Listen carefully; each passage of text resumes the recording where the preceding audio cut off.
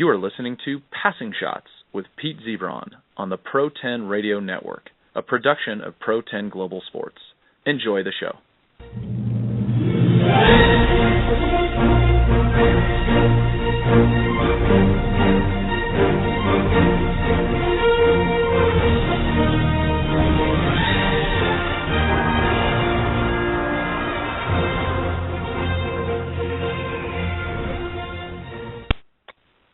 And welcome to Passing Shots on the Pro 10 Radio Network. Pete Ziebron. Good evening, Barry. Good evening, Peter. How you doing? Doing well, thanks. And lots to talk about with the conclusion of the U.S. Open, as well as a lot of developments within the USTA. And we'd like to remind our listeners you can call us at 347-637-1197. And call with, we had business as usual on the ATP side of the U.S. Open with Super Saturday with the number 1 and number 3 players in the world, Novak Djokovic and Roger Federer in semifinal action. But neither of those guys got to the final, where we had Marin Cilic defeating Kei Nishikori in the U.S. Open final yesterday for Cilic's first win. Marin Cilic got through a very impressive section of the draw, taking out Berdych in the quarterfinals and then mowing down Roger Federer and then blasting past Kei Nishikori yesterday to win his first major. Your thoughts on Marin Cilic's accomplishment? Yeah, no, very, very exciting for him on so many levels. And, he got hot at the right time, ran off, 9 sets in a row there against Berdych, Federer, and Nishikori. And, it's no small feat for someone who's never been in that position before. So very, very, very impressive. He's played big. He got, there's no other way to really describe it. I mean, a guy like Nishikori and his records against Nishikori, Berdych, and Federer were quite to the par. I think he'd never beaten Federer. I don't think he'd ever taken a set off. And he was 2-5 against Nishikori. But, he had the belief in himself. He was hitting the ball well. His forehand never blinked. And, he sure dictated with his serve. So he just didn't even really, I think there was only one tiebreaker out of those 9 sets. So, yeah, very impressive. Going back a step, a little very disappointed in just kind of the play on Saturday fight by both Federer and Djokovic. I just didn't see Djokovic has had no life in this game whatsoever, and he just seemed disinterested almost. He just had no fight and just didn't really seem to be able to find his way out there against a player he really should be able to take pretty much a dictate to. So, and then Federer just didn't really seem to have much going either. So a little disappointed in how they performed, but I think this is something that, we as tennis fans need to kind of get used to here. This is the beginning of, the next generation of players, and there's a little bit of unknown in who these commodities are. There was quite a bit of, I think when the match started yesterday, the stadium was half full, and there wasn't anybody there. There was really no buzz, and it was really hard to, there's no favorite. These guys are so unknown, and primarily because the other guys have just been so dominant for so long now that there's been no space for these guys to really emerge as contenders now. So I think this is an adjustment we as fans are going to have to make going forward.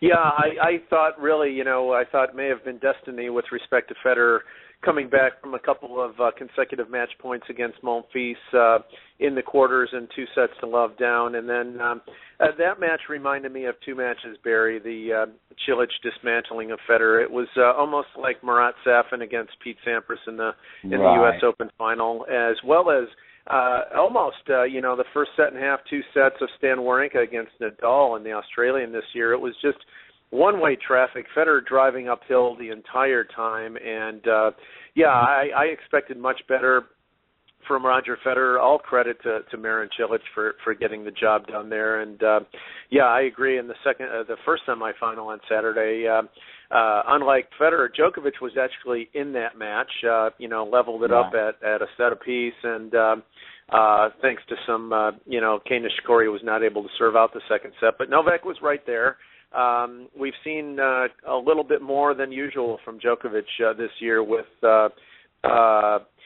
him faltering on those points, those times of the match when his coach, Boris Becker, has been brought in to get him through that. And Boris is about 1 for 70 this year in those circumstances, and very, very surprising. But talking a little bit about the coaching, I want to get your thoughts on what Goran Ivanisevic has brought to Marin Cilic's game, obviously at the U.S. Open, but for this year after he came back from his suspension.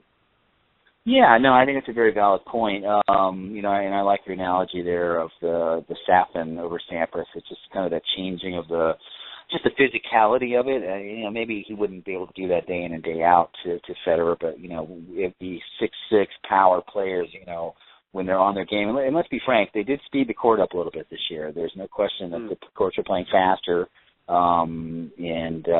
definitely favor the guys that really hit through the court, the bigger hitters and so forth. So, yeah, I just took it out of his hands. As per se to Ivanisevic's role and even Chang's role with Nishikori, these guys are winners. You got winners in your box up there, and that's we talked a lot about this year. Obviously the higher profile guys at Becker and Edberg and Lendl being in there, but there's a second tier of guys with Ljubicic working with Raonic and Ivanisevic and Chang and Magnus Norman with Wawrinka. So it's a loaded players box these days, and I think these guys, I just think that gives them a certain belief in themselves that they've got someone of that, a Grand Slam champion caliber in their box, believing in them, working on them, pushing them. I think one other issue we have to talk about a little bit with Cilic more than anything else is just, he was on the bench for a little while. He had the suspension for the positive drug test.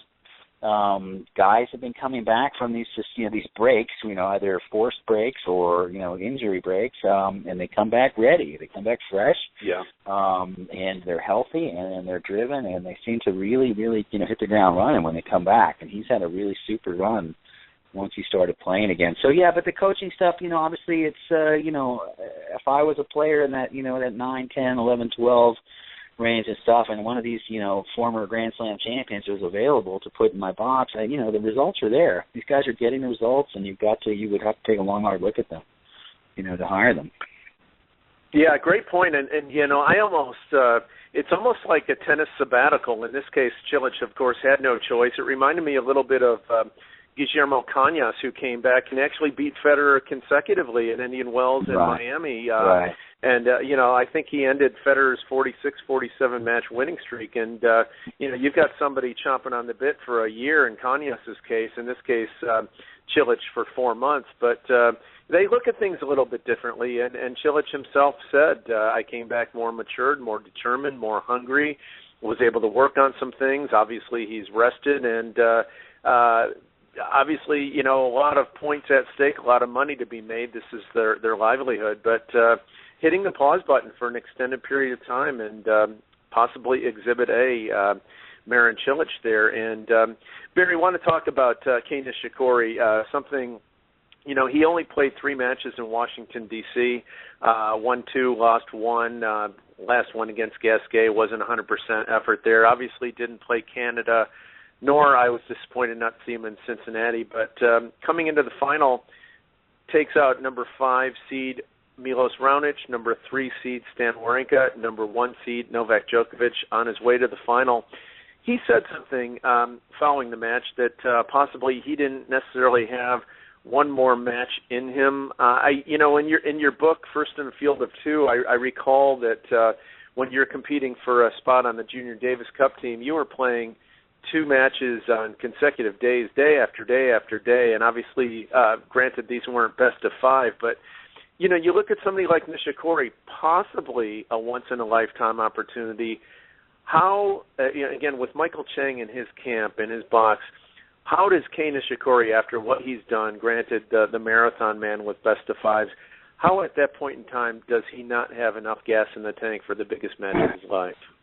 No, that's a really good point. And but if you go back even a little step further, he had a surgery. I think he had something removed from his foot maybe about a week before the tournament. There was a reasonable chance he wasn't even going to play.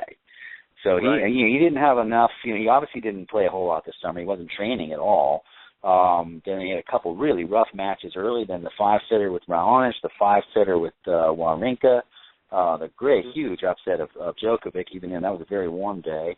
Nonetheless. So, I just think there comes a certain point where, all the cajoling and all the the encouragement and understanding of the importance of the moment, your body sometimes your body just didn't have it. He didn't seem to have his legs underneath him, and all the will in the world isn't going to change it. And obviously Chilik wasn't taking it easy for him either. He was just pounding balls down on him where he really needed to be his best and his sharpest to even to be able to hang with a guy who's that hot. So yeah, it's disappointing. Will this be the one and only opportunity for him? I got a feeling he might get back to one of these again. He's been knocking on the door. Australia, he was right there. He had a really, really good year, and beat Federer, he beat everybody this year, and a couple wins over Ferrer. So I think this is kind of a turning point for him. Just physically, can he hang in there? That's really the ultimate question. He's just not as big as these guys, and he's prone to the injury bug, and we'll see. He plays a pretty physical game for not being that big a guy. But yeah, I agree with you. A little disappointing that he didn't put up a better fight. I think the crowd was dying for him to do something there, at least to get back in that match and allow them to get into some kind of just at least root for him in a little bit. But I think it was done in an hour and 45 minutes, and it really wasn't as the score did pretty much it was just never ever in doubt really from the beginning. So yeah, disappointing, but hopefully I got a feeling he'll be back and he'll learn from this, and hopefully have a little more in the tank next time he's there. Yeah, and Super Saturday, we had obviously everybody's familiar with the Stefan Edberg, Roger Federer connection, and of course Boris Becker with Djokovic, and we mentioned Goran Ivanisevic with Marin Cilic, but so I think not too many people, the tennis aficionados certainly were aware of it, and as this U.S. Open went on, people became aware that Michael Chang was and is working with Kei Nishikori. But want to get your thoughts on on a French Open champion from the United States, working fellow Asian, if you will, Michael Chang working with Kei Nishikori. Your thoughts and your opinions, Barry, on what Chang has brought to Nishikori's game and seeing how he's progressed in 2014. Yeah, no, you can't discount this, and there's a famous term in statistics, correlation doesn't necessarily mean causation, but at the same time, Nishikori, I remember watching him last year in Miami pre-Chang, and I remember Ferrer just physically beat him down, and just kind of, pretty much just say you're not ready to play at this elite level, and that was a year ago. Then a year later, he came back in with Chang in his box. He won that match against Ferrer, 7-6 in the third, and just a grinding kind of match. So I just think there's something about it. Everything I've read from because they've been training down in IMG now for some time, and people see him down there. They're doing the hard yards. It's a cliche, but those guys have been out there. The first guys out there, the last guys to leave. They've really done the physical work this year to get him tougher. He's always had the game. He's always been a ball striker, a very, very clean ball striker, great mover around the court and a shot maker. So he's always had that explosiveness to be able to play at the high level. Just physically, could he hang in there with these guys? And I think Chang kind of just really, not that his other coaches were inadequate in any way, but Chang really got the message through to him that there was more work that needed to be done. He needed to get tougher, stronger, and fitter. And I think that's one thing about Michael Chang. I don't think he ever lost a match because he wasn't in good enough shape. That's one thing. Sure. That's just not acceptable to him, and he was very demanding from what I understand, and they got the results this year. So they got to be really, they got to be really happy with what they were able to accomplish this year. 128 guys enter these tournaments, 127 lose, so not everybody. Mm-hmm. So there's only one guy who comes out of this unscathed, but that's a tremendous accomplishment for him to go that far. And he said they got to be very excited about the end of this year and next year coming up. Yeah, good point. And want to talk about some of the other 127 other guys, Barry. There were some very intriguing round of 16 matches I want to talk about. And if this could have gone a little bit differently, we would have seen some different finalists per se. Round of 16 match, Milos Raonic up 2-1 over Kei Nishikori. And Milos, who semifinalist at Wimbledon, a lot of people expecting big things from him. Want to see what your thoughts were on how Milos was not able to get the job done against Kei Nishikori in the round of 16, up 2-1. It's a perfect example. We talked about this last week where, my person, and I believe our caller who called in, we got a little, concerned about how, down Raonic I was, but he's just not winning comfortably. And if you're going to get into these very, very razor-thin matches with world-class players, you're just not going to win them all. And, even being up 2-1, even with his serve, late tiebreakers, it's just not enough. It's just not enough margin there to, consistently come out ahead in those. And, there's no, I mean, when I looked at that match on paper, I just thought it was just a coin toss to me. There was absolutely no way you could look one way or the other. It did exactly what it was supposed to do. It went 5 sets, and this time, Nishikori was a little bit tougher in the end. So, I just think at the end of the day, personally, too, I'm just a enormous fan of movement. When those who can move will beat those who can't, especially in the longer matches. I mean, when you get into 5 sets like that, when you're a size of Raonic, it's going to be a problem. You're not going to, at the end of the match, you're just not going to have your explosiveness. And it was definitely caught up to him. It caught up to Wawrinka. I just think it's a problem, for those guys, in those longer stretch matches. Yeah, good point. And Marin Cilic, our champion, round of 16 match, Barry, he took out Gilles Simon in 5 sets, the only guy in the tournament who was able to take 2 sets off of Cilic.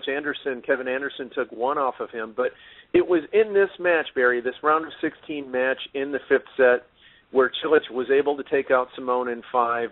Cilic made reference to the fact that he started believing in himself against Gilles Simon in the 5th set, that something possibly pretty good could happen to him. As a former tennis player, Barry, what goes through your mind when you're just starting to feel that, when everything's going your way? In this case for Cilic, either he flipped a switch or just got very comfortable. He didn't lose another set after that. It's an excellent question. There's 2 primary things there that really jumped out at me. When you have a personal, I don't think he'd ever beaten Simone, and Simone had really given him a lot of problems before. I believe there's a personal hurdle that you overcome, and sometimes it's external in the sense of beating an opponent, and other times it's internal. It's being able to go for your shots and execute your shots at the level that you're capable of. Under the most intensive pressure, and to be in a 5th set against a guy you've struggled with your whole career, and to be able to execute that, there's something when you walk off a court there's a certain sense of belief that you get in yourself that's really hard to put in. You can't really put it into words. It's just it's a confidence that really can. It's generally once you have that great experience, that next match is you can't wait to get back out there. You're just so excited. Play because things are clicking, and sure enough, when he goes out that next match, he wins that first set 6-2 against Berdych, and he was off and running. There was no stopping him. One other thing too, I think if every tennis player can relate to this, there's a term called the zone, and every player will have that zone probably once or twice a year, maybe more, depending on how good you are. And something that's really important is where are you when it happens, and because it can really make or break your entire career. I remember just when I was home one Thanksgiving season, and I was training with a good professional that happened to be in town, and I got that zone that week, and I ended up bageling this guy who was ranked like 200 in the world, beat him 6-0 about 5 times in a row. And I remember after that, I ran to the phone. I go, I got to get on a plane and go play a tournament before this wears off, because I can't play any better than this, and it's going to be a complete waste just to do this over Thanksgiving. And sure enough, there was no tournament. It was like Thanksgiving Eve when I figured out I need to go play somewhere. So once you transcend yourself, you're just overcoming the doubts you have in yourself. You've done the work, you're ready, and then you're able to do it on the biggest stage. You just get a sense of belief in yourself, and then to go out and just hammer Berdych like that. There was no reason there's just no reason to have any doubt. He never put any doubt in himself after winning that 5th set against Simone. He won 10 sets in a row, and it was pretty easy sailing, So, yeah, that's kind of what happens. It was a really wonderful 4 or 5 days for the guy, and now he's a Grand Slam champion. No, that's great. I'm glad you brought that up about your time in the zone, Thanksgiving holiday in your book. I read that, and that's a discussion for another show with you with respect to elaborate on that. But you felt it. Obviously, unfortunately for you, you were not in the round of 16 at the U.S. Open, but what it feels like. No, it is exactly. But you can see it, and a lot of other players too in their careers. I just remember a lot of my friends who were just you call it the Go Everywhere, Go Nowhere tour. But, they play every week because they just never know when it's going to happen. And I remember one buddy of mine went over and beat Kafelnikov 0-1 in the first round of a tournament and caught Kafelnikov on an off week. And this is when they gave bonus points away. And, Christ, he set himself up for a year. I mean, he picked up like 100 ATP points. And, he was in the right place at the right time. And it's just a matter of putting yourself in the right place as often as possible for something great to happen to you. And for a guy like Cilic, he just couldn't have, set it up any better if he had to. Yeah, good point. And a couple more round of 16 matches that jumped out at me. Not surprised at the end result. I was surprised at the scoreline. Gael Monfils straight sets over Grigor Dimitrov in the round of 16. Monfils went on to take a 2-sets-to-love lead over Federer, had 2 match points. Didn't get the job done, but he did slam the door on Grigor Dimitrov in the round of 16 straight sets. Were you surprised by this result, Barry? Not really. He seemed to be, really not really. I just think Dimitrov just didn't seem to have it. He got bageled in his first set by Goffin the round before that. He just didn't seem completely in his element there, and he did better than he did last year. Last year he had a terrible first round loss, but Monfils seemed to be having it going on. He's loose. He straight set a Gasquet the round before that, and he just was in a really good place this summer too. He just had a very good summer, and he hadn't lost a set going into the Dimitrov match. He took him out of straight sets, and I was not the slightest bit surprised that he gave Federer all the trouble that he did. I really thought he obviously should have won the match, and I had a strong feeling that he was going to take him deep as well into the evening that night. So not surprising that Dimitrov got taken out in straight sets, not in the slightest bit, and I just don't think Prime Time or whatever his nickname, I think it's Prime Time, is Showtime is quite ready for Prime Time. He's not quite at that level of the top guys yet, and hopefully he'll be able to raise his level and meet these guys in the later rounds. No, good point. A really intriguing round of 16 match, Barry. Andy Murray taking on the champ of Masters Toronto, Joe Willie Tsonga. Round of 16 match, the winner got Djokovic in the next round. Murray got the win over Tsonga. Unbelievable that these guys meet so early in the tournament. But were you surprised that Andy Murray was able to get the win over Tsonga here? No, good question there. No, but once again, you could just literally flip a coin on these matches, and that's I think what makes these, when just discussing this with you here in these round of 16 matchups, how difficult it is to win these things. I mean, really, you got to come up with 12 big sets of tennis, from the round of 16 in, and with the depth in the tour now, the guys who are ranked, 9 through 16 now, many of these guys have been in the finals of Grand Slams, and they've beaten top 10 players or top 4 guys at in big events before. So there's no walk in the park. A lot of it just comes down to current form. And Tsonga came in here hot after a big win up in Canada. And Murray had a little doubt this year, but I had a feeling he would step up in that match. That didn't surprise me that he rose to the occasion. Once again, it's such a razor. The scores were could have just as easily gone Tsonga's way, and I wasn't. I wasn't terribly surprised there. That's a good match for him good matchup for him. Yep. Last singles match we'll talk about from the U.S. Open on the men's side, and I want to ask you, Barry, do you think Stan Wawrinka missed a prime opportunity in his quarterfinal against Nishikori? He double faulted on a set point. Nishikori got the win. He took out Djokovic at the Australian Open earlier this year and just did beat Cilic in Cincinnati a couple weeks prior. It coulda, woulda, shoulda, but Stan Wawrinka could be sitting here with 2 majors at the end of 2014 if he's able to get through Nishikori in the quarters. Yeah, and it's the way he lost. I think that was probably the most disappointing. I mean, it just seemed I don't know if he got tired. He certainly got tight. He just started chipping his backhand at the end. He just lost his explosiveness. And, there's a difference in every tennis player when you're the kind of the hunter and the huntee. And when you go from, Wawrinka was always able to kind of drift around these draws, and then in Australia he was able to kind of sneak up on people a little bit and become more of a dangerous factor. But now he's seeded third. He won he won another Masters 1000 in Monte Carlo this year. So he's a marked man.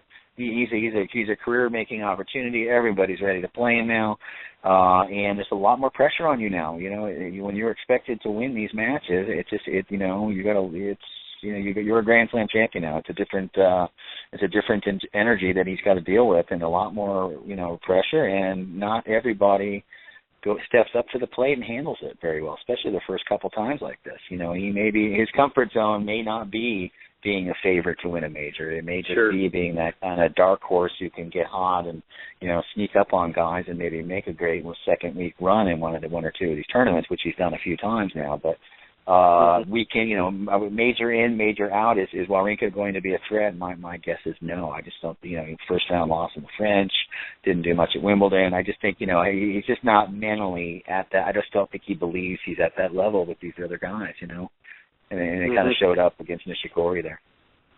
Yeah, good point. And a couple more points before we go to break, Barry. We'd be remiss if we didn't say hearty congratulations to the Bryan brothers for winning their 100th doubles career, doubles title together. I was in person for number 99 in Cincinnati a few weeks ago, but wow, what does something like this take? Obviously, they're brothers. They know each other their whole life, and they have a nice sync within themselves. But they're in there. They're on the backside of they're 36 years old, and for them to be able to come up with the game that they have is spectacular these days. Yeah, no, you have to give full credit to them. I mean, I think I think the Woodies have 61 titles. And they're in second, so it just shows you how dominant or how far ahead of everyone they are. 100's an amazing number. I don't even think I have 100 of anything, let alone trophies in professional tournaments. Yeah. It's just a tremendous accomplishment. Obviously, they've managed. They made a decision very early in their career to not ever pursue the singles, and they just decided right from the beginning that they were going to be a doubles team and they were going to run with this. And to their full credit, they stayed incredibly healthy, which is just remarkable. Considering the amount of time they're out there playing, and again, we talked a lot about the lack of separation. If you look at their scores at their matches, there's so many of these third set breakers, and how many sets they've been down set points and matches they've been down match points where they're able to pull it out. So full credit to them. So happy they got a little bit of press. Thank God they finally showed them a couple matches and put them on ash, I think, finally. Little bit disappointed that the U.S. Open only plays 2 out of 3 in the finals. I just do not understand that for the life of me. For the doubles, I just don't know why they don't play 3 out of 5. That seems kind of silly to me. That you can win a Grand Slam final in an hour and 8 minutes or whatever it was for them. Right. So that's a little bit disconcerting. I don't think there's no stress on anybody to have these guys go the distance like they do at Wimbledon and the other majors. So, but hey, full 100 is a big number. I'm on the social media a lot. It's been very, very celebratory for them, and there's a lot of gratitude coming from them and towards all the people instrumental in their career and their parents and all their supporters and fans, and they have quite a few of them. So full credit to them. And you know what? They got right on a plane and they're in Chicago getting ready for the Davis Cup now. So. These guys they're just really just tremendous professionals. You have to have there's so much respect for, I was reading something from Steve Bellamy the other day, or said something, these guys would be there for the opening of a door. I mean, it doesn't matter what it is. You ask them to come do something, they're going to be there for you, and they just have a tremendous, they've been tremendous ambassadors for the sport for a long time, and they're a rarity, and they deserve all the accolades and accomplishments they got. I completely agree. As I mentioned, I was on hand for Title 99 when they won the Masters 1000 in Cincy in doubles, and their press conference, they didn't want it to end, and it was a lengthy press conference too. And they were, they just, hey, we'll be here as long as you guys want us to be here. And they sign every autograph. Yeah, they're really, they know how to do this. And you got to give them full credit. It's really, it's not an easy. There's a lot of people who would shy away at some point, would want to reclaim a little bit of their privacy in their life. But you know what? Hey, they love that, and they really, really, really. They play that role beautifully, and full credit to them. Yep, and Barry, last point before we go to break. Novak Djokovic has 4,000 points to defend for the rest of this year. He won on a massive winning streak before the end of the year. Last year, That was before he added Boris Becker to his team. Obviously, we all know Boris was present in his camp at Wimbledon, and I don't know. I think there's either one or no other titles where Boris was present this year. Djokovic has really faltered on these types of points in the match where he brought Becker into his camp. He literally crawled to the finish line in the fifth set against Federer at Wimbledon. Gave Boris a lot of credit. They had people scratching their heads, but want to get your thoughts on was Boris Becker a good thing for Novak Djokovic, and will we see him at any point in 2014 or in 2015 at all? I would be stunned if he's still on board. I just don't think, even just reading between the lines and the communications they have, on their social media, they're not even friends. I don't even think they socialize a whole lot. So, I would just be surprised. Djokovic is his own man. I don't know if he was, there's something about him. He's an emotional guy, and I don't think that helps in these types of situations where there's something about him when he just gets a little bit overwhelmed by the moment, and he just doesn't, at these critical ventures in these matches when you just can't have a hiccup. He's had a lot of hiccups, and it's hard to criticize a guy like this, and he's so far ahead of everyone now. This is the biggest gap in the rankings, I think, in the last. I think probably the last 7 or 8 years. I think now how far ahead he is of the competition. He's posed to make a run here at Federer's all-time record of 300 weeks at number one. Because I just think consistency-wise, I just don't see how anybody challenging him from behind is going to come anywhere close to the consistency he has been able to perform at the last year in and year out. He plays on all surfaces. He's by far the best indoor player by a mile out there. This is his 8th semi in a row at the U.S. Open, and some of these guys will have their little weeks here and there, like a Tsonga, and they'll have their little moments like a Cilic here. But by and large, week in, week out, this guy he's the man, and he's far and away the man. He's got well over 100 weeks at number one now. He'll pass Nadal in a couple months here for all-time weeks at number one, and then he's got his sights on Federer. And if he stays healthy, he can make a run at it the next 3 or 4 years. I don't see how anybody's really going to challenge him for the top spot if he stays healthy. And but at the same time, I know exactly where you're coming from. It's disappointing that he isn't stepping into that dominant role that we know he's capable of. This was his tournament to win. He should have. This is a major. He should have been able to accumulate and really hit the ground running and get himself up into double digits and make a run at Federer. It's Federer's numbers, but it doesn't look like that's going to happen. Yeah, I agree. This is the laundry list, if you will, for Novak Djokovic and the majors that he should have won is growing. And this is not this is not a wish list. These are legitimate. It's not a coin flip. These are his that he should have taken care of business. No, absolutely. I completely agree with that.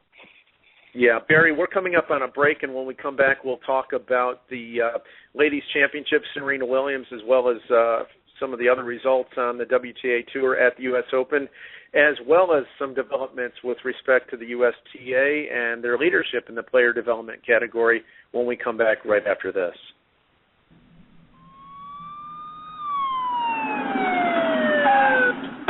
Do you know how fast you were going, son? Call me Ed. Do you know how fast you were going, Ed? You mean exactly? Yes, exactly. No, not exactly. How fast? Fast. Faster? You were going very fast. Fast is my job, officer. Fast is your job? Yes, sir. What kind of job? I deliver, sir. What do you deliver? The world's greatest gourmet sandwiches. I thought Jimmy John's had the world's greatest gourmet sandwiches. Jimmy John's does have the world's greatest gourmet sandwiches. So you deliver for Jimmy John's? I deliver for Jimmy John's. So do you always deliver fast? I always deliver fast. How fast? I deliver subs so fast you'll freak. It's not smart to freak a cop, son. You didn't order Jimmy John's sub, sir. So if I did order a Jimmy John's sub, when would I get it? Now. What if I don't want it now? Then call later. Or I could pick it up myself. Or you can pick it up yourself. Because I'm pretty fast, too. I'm sure you are, sir. Very fast. I believe you, sir. Faster than you. No way, sir. Way faster. In your dreams. You dissing me, son? No, sir, I'm polite. Fast and polite? Very polite and very, very fast. Is that a challenge, son? No, sir, it's a fact. Let's burn rubber, kid. It wouldn't be fair. Why not? You've got a fully blown V8 Camaro with slicks and headers. So? I've got a 10-speed bike. I'll let you off with a warning. They try and make it seem like they want to protect kids from smoking. But in reality, they've been targeting children for decades. They used to make and sponsor cartoons to market cigarettes. But despite these shows being popular among children, they claimed that these cartoons were for an adult audience. Then, they paid movies to feature their brands. Some of your favorite superhero movies have characters that the industry actually paid to smoke on screen. One industry exec said that, "We must continue to exploit new opportunities to get cigarettes on screen and into the hands of smokers." And now they carefully place posters and other ads at convenience stores and push new products that look and taste just like candy. Who eats candy and sees ads that are 3 feet off the ground? Come on. So you want to know why I'm tobacco free? Because I don't want their marketing to reach my little system. That's why. Learn more at whydoyouthink.com. That's the letter Y, doyouthink.com. To celebrate the not normal Mini Cooper, we hired an expert to tell you about Mini telepathically. Greetings. Relax and listen to my mind. The Mini Cooper hardtop comes with 37 mpg and co-cart handling. Wait, that's not telepathy. Listen again. The bigger four-door Mini Countryman has seating for 5. Okay, you're just whispering. You're still paying me for this. Come see the 37 mpg Mini Cooper hardtop and the bigger Mini Countryman today. Visit miniusa.com/info for MPG details. Hi, this is Johan Crick, and you're listening to the Pro 10 Radio Network.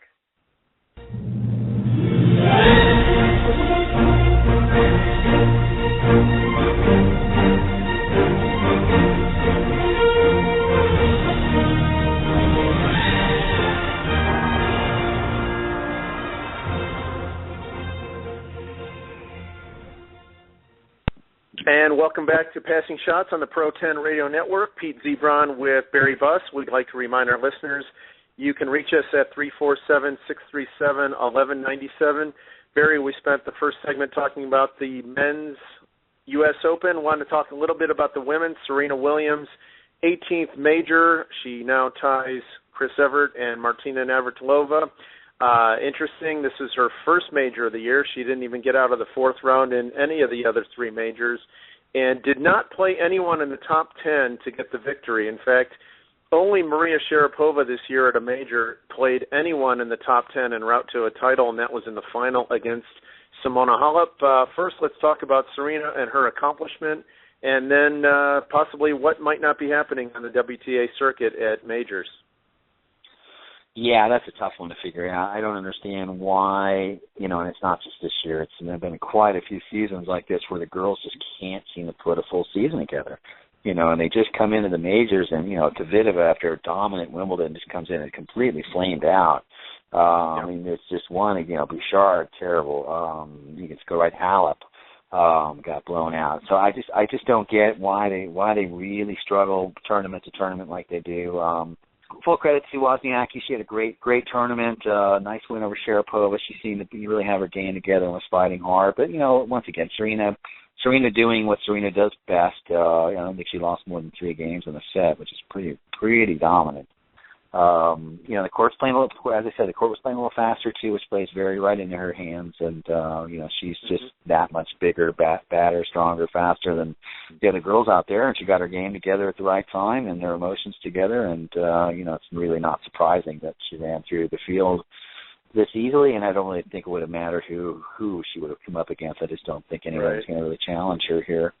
But yeah, it's a little disappointing that the girls, there's a little bit of a vacuum there. Serena's 32, 33, and she's rolling through this thing. So not really sure who's ready to take the heir apparent. Halep's played an awful lot of tennis. She had a disappointing summer. Maria's, it's just kind of back to her, hit and miss kind of season here where she, some weeks are better than others. And so a little frustrating in that respect. You would like to see a little more continuity and reliability in the sense of who's going to be showing up at these events, but especially if you're a sponsor or an analyst, so to speak. But at the same time, there's a void there that hopefully like a Bouchard or some of the young Americans coming up can step into. This is a wide open field, and young players with talent and put 6-9 months together, the top 10 is very, very attainable right now. Yeah, and I found it ironic. 2 of the semifinalists, granted, neither made it to the final, but Peng of China, who is, a very accomplished doubles player. I think she was on the number 2 seeded doubles team. And then Makarova of Russia, who actually ended up winning the doubles title with Vesnina. Both reached the semifinals in singles. Do you see any correlation to the fact that both of them play a lot of dubs? Absolutely. And the court, as I said, the court played much faster. I mean, it really was noticeable. And someone like Peng, just can take the ball early and hit it flat like that through the court. that shot, it just gets noticeably more effective, and someone, it just got a little more pop to it. Makarova with the lefty action on her ball, the ball was sliding off the court. She can get the ball through, in the places with a faster surface like that than a slower surface. People are going to run that stuff down. So, I definitely think that helps. These girls they're not afraid to come forward. They take the ball early. They're aggressive, and it works in doubles and on a fast court and singles. It's going to be effective, and it was for them. Yeah, absolutely. We talked a lot about the men's U.S. Open, a lot of storylines there. The women's, it was pretty much Serena Williams. That was her story, her tournament. She got the job done, and I agree. A few names here and there. Krunic, who came through qualifying, did very well to beat Kvitova and Keys to reach the fourth round. But women's tournament, I don't think anyone was surprised. Serena with her 18th major overall, third consecutive U.S. Open, and Barry, during the U.S. Open, big development with respect to the USTA head of player development, Patrick McEnroe, no longer has that role. I know you spent some time with Patrick in San Diego a few weeks ago, and you've also, with respect to a lot of the research that you're doing for some projects with, what's going on, positive, negative, with American tennis. Your thoughts on what's up with the USTA player development segment? Ooh, yeah, tough call. He was communicating with me a fair amount back there when we didn't quite catch each other. We had our book signing and stuff. And he actually wanted to spend the day Monday hanging out watching junior matches. So I'm not really sure how all this went down. I do know he's part of the transition process, and he's going to stay very involved with it. So maybe he knew this was coming. I also had heard rumors from other players over the weekend on the Saturday or Sunday before last weekend that something was going to happen. There was going to be a big shakeup in the USTA.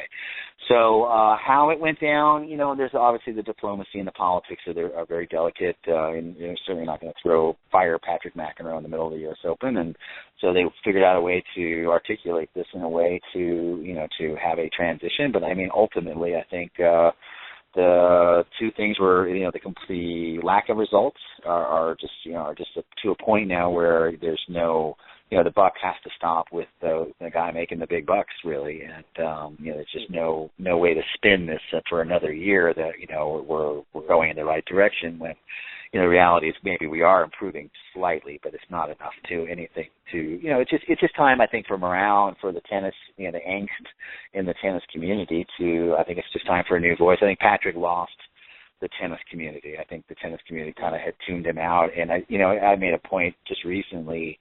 If you look at just this last year, we had half a dozen girls with great wins. Lauren Davis beating Azarenka, Shelby Rogers beating Bouchard, Allison Risk beating Panetta. You can go right down the line.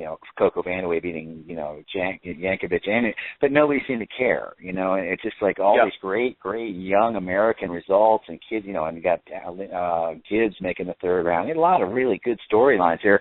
They're done. They're not going to give Patrick credit for this. They don't care, and until he moves on, I think that's really what's going to re-energize the tennis community.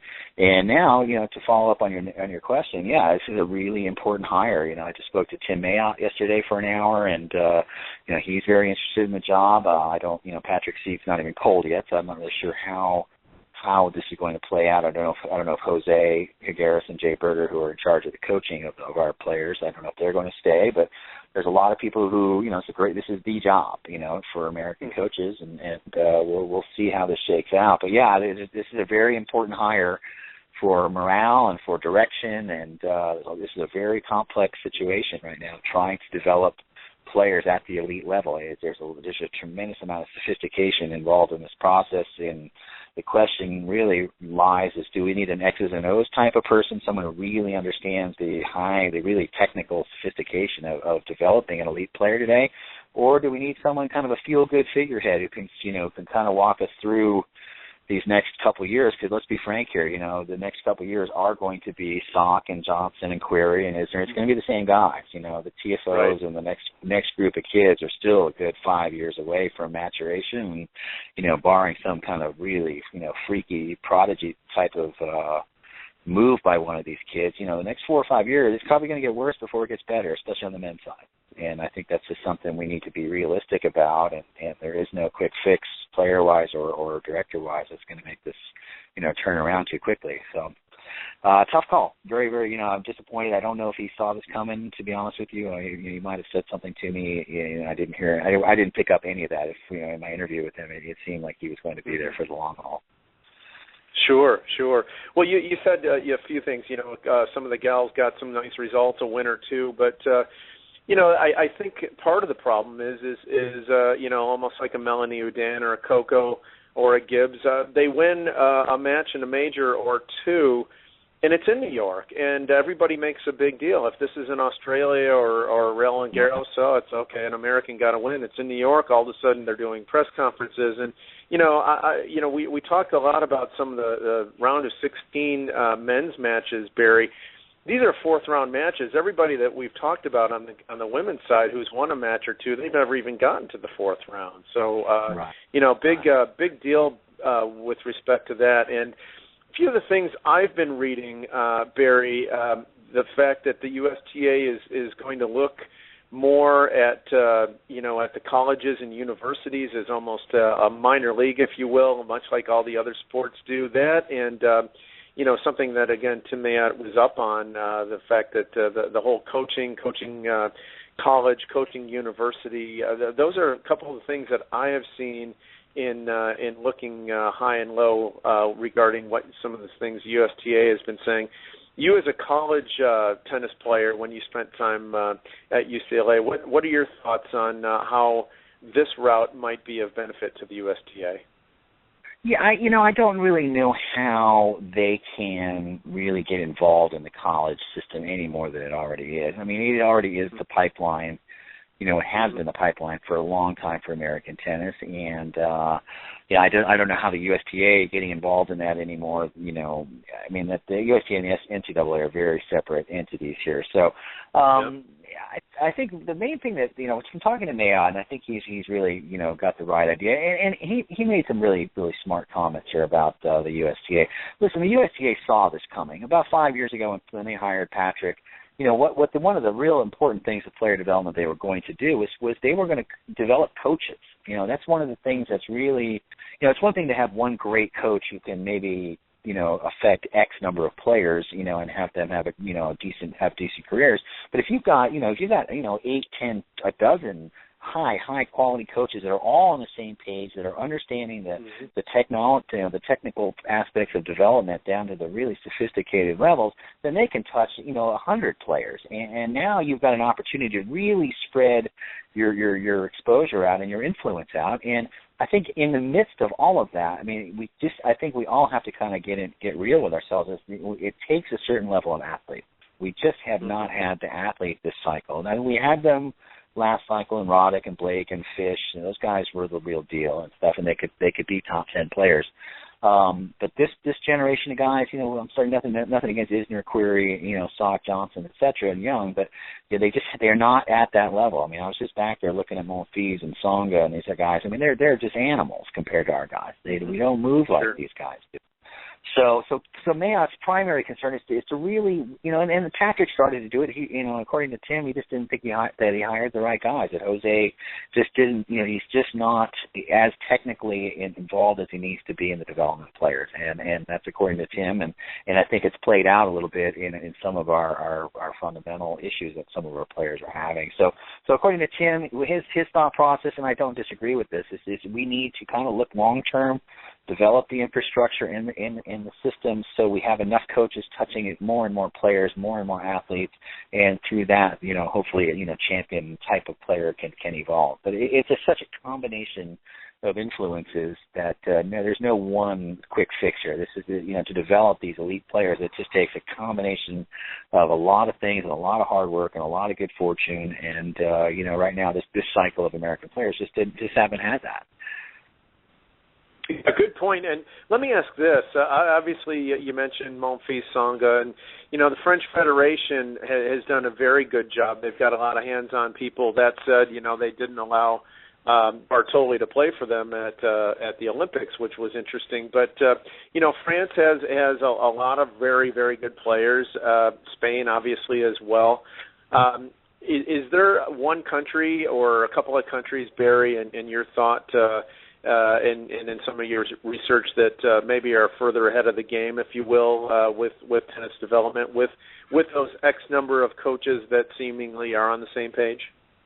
Yeah, no, that's actually one of the issues I think that everyone I've spoken to about this does agree with. Is that, there is a continuing, there's a tennis college, basically. You need to put a couple years of training in to be certified as a coach in these countries. And here, one of the problems in America here, is anybody, who played a little junior tennis or college tennis can all of a sudden, put their shingle up on a set of courts, call themselves a pro, and the USPTA is to set the bar so low for what qualifies as a tennis professional. You go and I've got 3, 5, 4 students to go and pass the test, and all of a sudden they're a USPTA pro. So there's really just no stratification in the qualifications of our pros. We just really can't establish any kind of hierarchy about who should be dealing with the elite players. And and unfortunately, to a parent or to a junior who aren't savvy about tennis,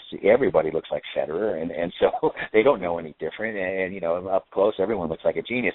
But I think some of these countries have had a really good fortune. They're smaller countries. They have a lot of resources put into to a much smaller areas and stuff. So they were able to concentrate their talent and their coaches. It was a lot of focus on a certain places with certain number of coaches and certain number of players, and they were able to get they had some great athletes there, and it worked for them. So one of the complex parts here in the United States that we have is it is such a big country. And we don't have, it's just we're not a train right away. New York to LA is a little more complicated than than the Paris to Nice, so to speak. So it's a lot more complicated for us. I'm not sure this thing they're going to put in Orlando, the $60 million 100-court facility. I'm not so sure about that. I don't know really what the thought process on that is.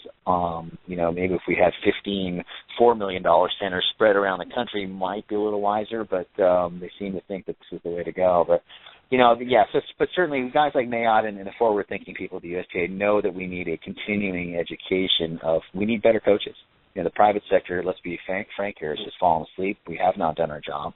The USTA saw this 5 years ago, and they started a coaching curriculum as part of their player development, and it just hasn't quite evolved all the way they would like it yet. And I think we're just on the edge of just learning all about this stuff, and onward and upward. I think the next hire will be very, very focused on that area. If I had to guess, I'm gonna propose something and see what your thoughts are. And you mentioned New York to LA is not a Paris to Nice train right away. It certainly is not. I'm actually going to go much further, Barry, and I'm going to propose a joint venture, if you will, with respect to tennis to two struggling nations, two nations who have the most number of Davis Cup wins. I'm going to propose a United States-Australian joint venture, a meeting of the minds, some brilliant minds in Australian tennis, obviously some in the U.S.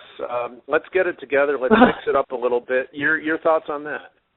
Well, that's funny you say that, because that's actually one of my next essays. I'm going to reach out to Paul McNamee, who's very involved in Australian tennis, and Robbie Koenig, who's been very involved in South African tennis, and just try to reach out to some of these other areas who are struggling a little bit, who might be on their way back, because there are certain, everyone's tried the different things. Down in Australia, they put Todd Woodbridge in there, and they brought a figurehead in who is a great player, who by just through their stature and their prominence, they think everyone's going to get better around them.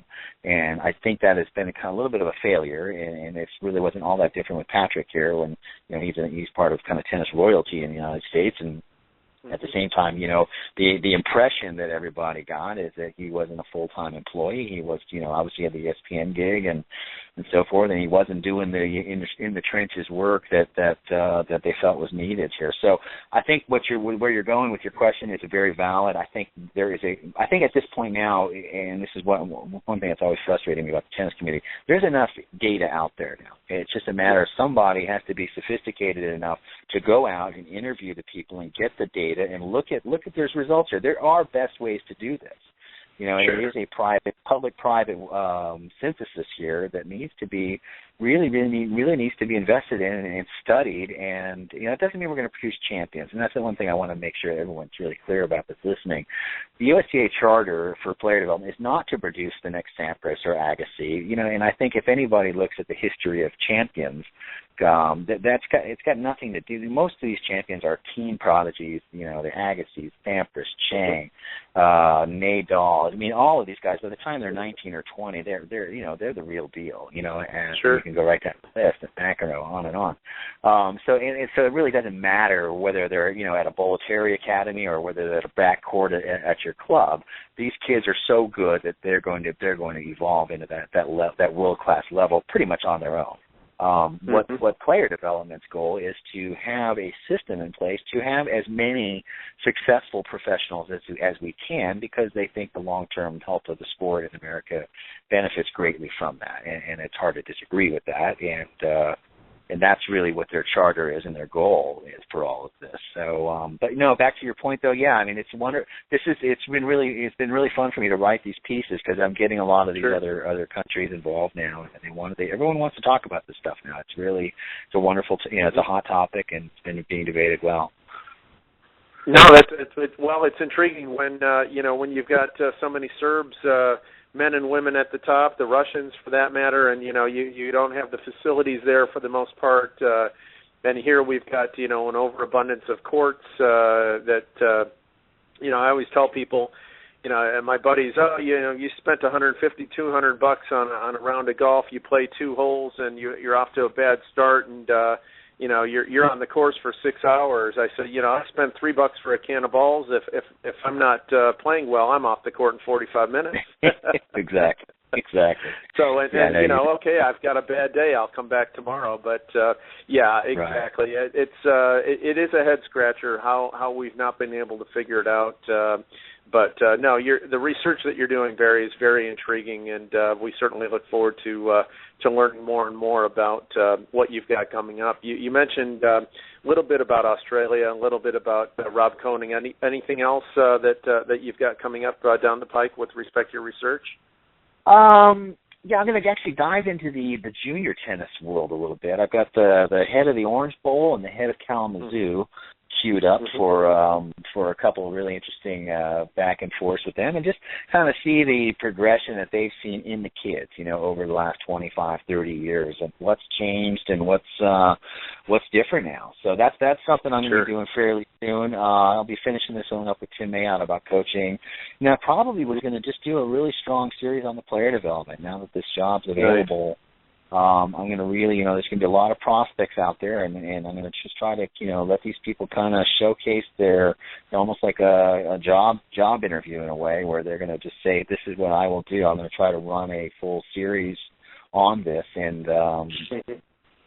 see how that goes. But yeah, it's an exciting time, and I think it's disappointing. I feel bad for Patrick. He took it on the chin here a little bit, and it's been a really difficult.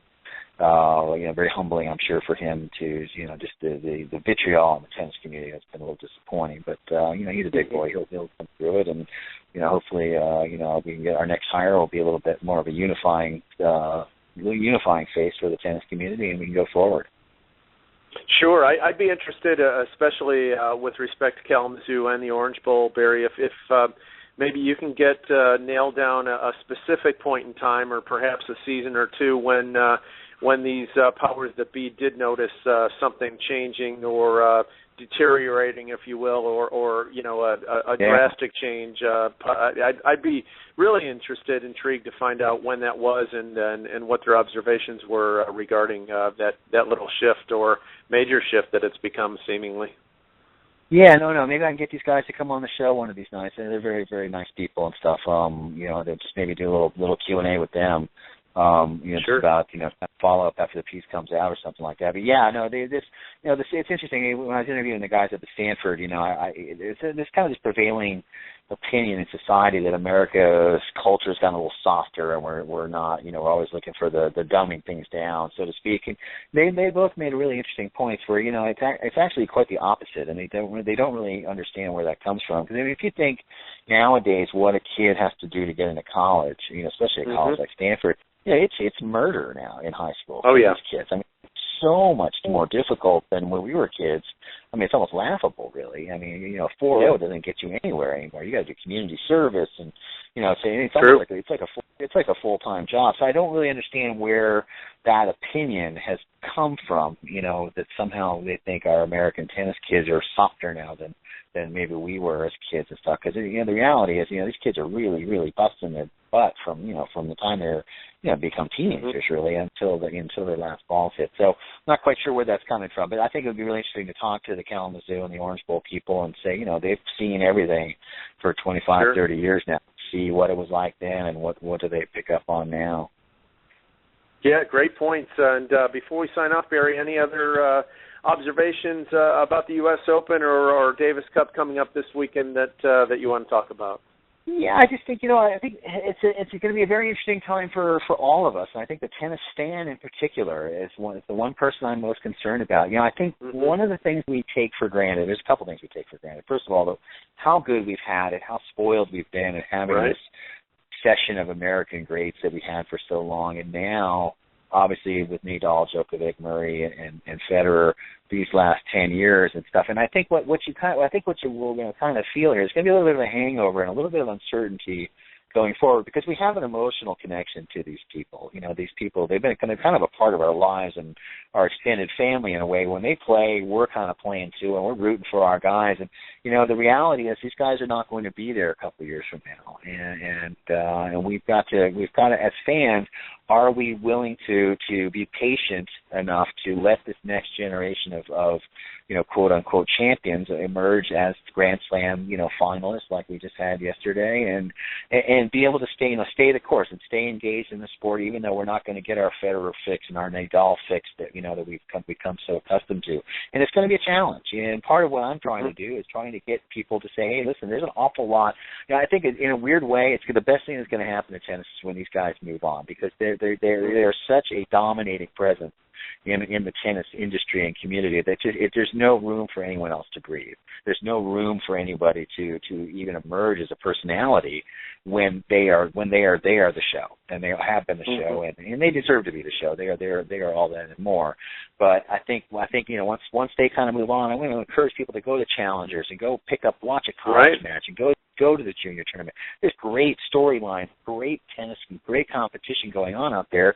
Right now, everyone can just sit at home and put the tennis channel on and get 75 matches a year from Federer, and they don't need to go anywhere else to get their tennis fix in. And I think that'll be the little bit of the changing of the guard, and hopefully we won't lose too many fans, in this transition. But it's going to be a difficult transition for tennis the next few years, and we've got to be prepared for it. Yeah, good point. And and I was just in Cincinnati, covered the tournament wire to wire, Barry. And I hardly stepped inside of the main stadium until Thursday when we had Thursday and then Friday the quarters. But the outside courts were bustling with great matches. Marin Cilic obviously played on Grandstand, court number 3, and Murray played on Grandstand a couple of matches with Isner. And you mentioned, we get our fix of Fed, Nadal, and Murray and Djokovic, but there's plenty of outstanding matches that were packed to the gills on the outside courts in Cincy, and these are the guys who are going to be making their breakthroughs, who obviously we just did see for the most part in the U.S. Open final this year, and some other names that have made strides this year in 2014, getting deep in tournaments as well. So yes, there is plenty of exciting tennis on both the ATP, WTA tours, outside of the big names on the side courts. You made a great point about challenger tournaments, future tournaments, college tennis, wonderful tennis being played, not just by the big names. In fact, most of the matches on Ash for the first week were blowout city anyway, and they're boring. The masses exactly. went, they're boring. Yeah. That's the masses a complete waste of your time to go watch a straight set. That's just kind of a fashion show. Just go to the outside course and watch where the action's going. That's really where the real fan is going to, the diehard fans are going to be. Yeah, I made a couple of jokes with some fellow media members in Cincy when we were watching Benoit Paire on Grandstand. I said, and we got treated to some explosive activity by Paire. I said, the aficionados are here.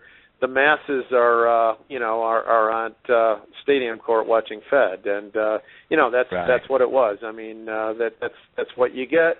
And you get to see some of the guys and gals who are going to be making the names for themselves sooner than later in most cases. I agree with you, yeah. Sure. Well, very good. And Barry, continued great work with respect to your research and everything that's going on very quickly in American tennis and the USTA. We've got full slate of Davis Cup action this weekend, the semifinals in the main draw, and then the World Group, U.S. taking on Slovakia in Chicago. We will be talking about what happened in Davis Cup next weekend on Passing Shots on the Pro 10 Radio Network. For Barry Buss, this is Pete Ziebron saying good night and God bless.